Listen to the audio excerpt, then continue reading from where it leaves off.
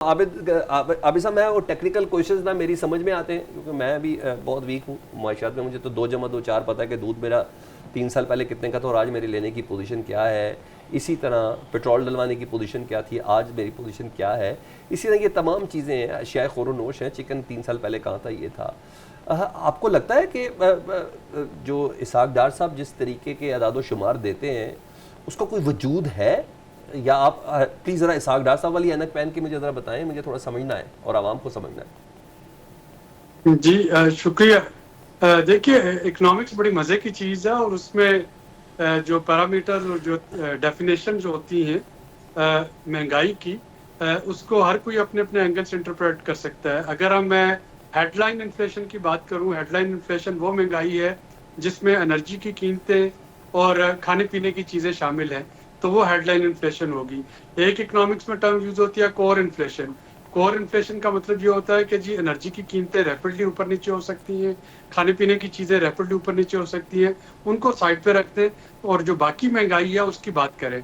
तो हो सकता है कि डार साहब जो है वो कोर इन्फ्लेशन की बात कर रहे हैं और आप जो है आप हेडलाइन इन्फ्लेशन की बात कर रहे हैं, और आप दोनों अपनी अपनी जगह पे सच बोल रहे हैं। अगर आप उसमें एनर्जी और खाने पीने की चीज़ों की बात कर रहे हैं और जिस तरह से आप कंपैरिजन दे रहे हैं, तो आप कहेंगे कि महंगाई तो बहुत ज़्यादा है, लेकिन अगर उन दोनों को निकाल दें तो इसका मतलब है कि कमी आई। लेकिन ये जो प्रेस कॉन्फ्रेंस जिसका आप तस्करा कर रहे हैं, जो कि वज़ीर ख़जाना और डार साहब दोनों की मुश्तरका प्रेस कॉन्फ्रेंस थी, तो उसमें जो पिछले 1 साल से जो कंपैरिजन किया गया, तो ये बात बाकी ठीक है कि ये जुलाई 2023 में 38% थी जो महंगाई। अब इतनी हाई बेस थी, उससे जो भी नया नंबर आएगा इस साल में, तो वो आपको कम नज़र आ रहा होगा, क्योंकि जो हाई बेस इफेक्ट है वो अगले 5-6 महीने इस तरीके के नंबर्स आपको आएंगे कि पिछले साल के मुकाबले में अच्छा रहा। अगर मैं कहता हूँ कि ज़र मुबादला के ज़खायर, तो हमें पता है कि पिछले साल एक ऐसा मौका भी आया था कि हम बिल्कुल दिवालिया होने के करीब थे। अगर उस वक्त शहबाज शरीफ साहब की डिप्लोमेसी काम ना करती, पीडीएम वज़ीर आज़म की, कि डायरेक्टली IMF को उन्होंने रब्ता कर लिया, तो मुल्क जो है वो दिवालिया हो जाता। यानी आबिद भाई, आपके कहने का मतलब है कि इसहाक डार साहब भी बिल्कुल दुरुस्त कह रहे हैं और जो आवाम रो रही है और जो खुदकुशी कर रही है वो भी दुरुस्त कर रही है। ये दोनों चीजें किस तरह दुरुस्त हो सकती हैं? वो क्या चीजें जो कम हो रही है जिसको इसहाक डार साहब कह रहे हैं, वो मुझे चीजें बता दें, क्या कम है? मैं आपको यही कह रहा हूँ मैं आपको यही कह रहा हूँ ना कि जो इन्फ्लेशन की डेफिनेशन है, 2 तरह से मेजर की जा सकती है। एक होती है जिसमें आप एनर्जी और खाने पीने की चीजें शामिल करके महंगाई कैलकुलेट करें। एक होती है जिसमें आप खाने पीने की चीजों की कीमतें भी निकाल दें, एनर्जी की कीमतें भी निकाल दें, और फिर आप देखें कि जी जो कोर महंगाई है वो कितनी है। फिर रह क्या जाता है सर आबिद भाई? मैं वही तो पूछना चाह रहा हूँ। मेरे बहुत सादे सवाल है, ये वो टिपिकल प्रोग्राम नहीं है कि मैं वो उस अदादो शुमार पे जाऊं। वो फिर रह क्या जाता है? एनर्जी के हवाले से हमारे बिल ऊपर हैं, अवाम का ताल्लुक खुराक के साथ है, हमारे वो वाले मामला ऊपर हैं, टैक्स हमसे पूरा लेना है।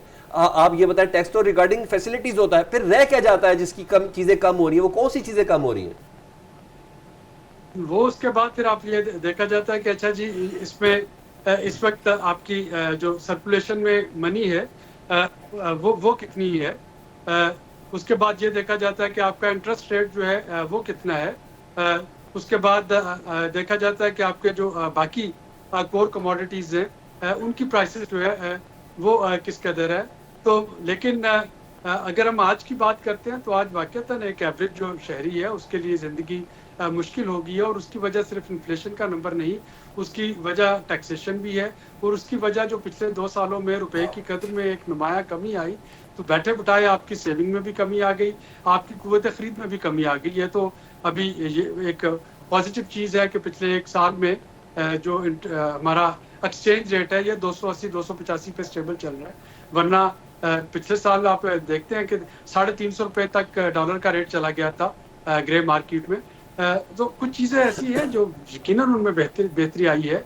इंटरेस्ट रेट कम हो रहा है, रुपए की कदर जो है वो इस वक्त मुस्तहकम है, लेकिन उसके साथ साथ एनर्जी प्राइसेस में फ्लक्चुएशन, टैक्सेशन में इजाफा और खाने पीने की चीज़ों में सीजनल फ्लक्चुएशन आती है। ये ऐसी चीज़ें जो कि इस वक्त पिंच कर रही हैं, और अभी बजट के इम्पैक्ट इस पे आने हैं। अगर आप पिछले साल की मॉनेटरी पॉलिसी की पिछली मॉनेटरी पॉलिसी 1 हफ्ता पहले उसमें गवर्नर स्टेट बैंक की जो प्रेस कॉन्फ्रेंस थी उसको सुने, तो उन्होंने कहा है कि जी हम शरह सूद इसलिए कम नहीं कर रहे ज़्यादा, सिर्फ 1% कम कर रहे हैं, क्योंकि जो बजट के असरात होंगे, हमें डर है कि महंगाई को वो मजीद ऊपर ले ठीक है।